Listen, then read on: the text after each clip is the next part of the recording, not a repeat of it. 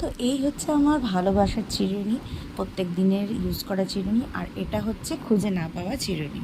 তো এটার ওপরেই আমি একটা অ্যাস্থেটিক কিছু কাজকর্ম করব এবং তোমাদের সাথে সেটাই শেয়ার করে নিচ্ছি।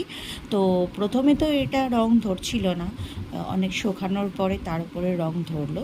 তো এটা আমি অ্যাক্রিলিক কালার ইউজ করেছি এবং তার উপরে আমি কিছু পাতা কলকা করে দিয়েছি, পাতা মোটিফের কলকা করে দিয়েছি এবং জিনিসটা আরও সুন্দর খুলেছে।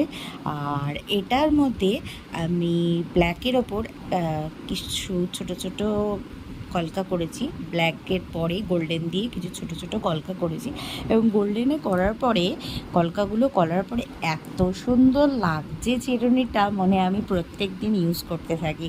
তো এরকমভাবেই তোমাদের ফেলে দেওয়া কোনো জিনিস, বাড়িতে ভালো লাগার কোনো জিনিস তোমরা এইভাবেই ইউজ করতে পারো এবং তোমাদের আরও বেশি ভালো লাগবে।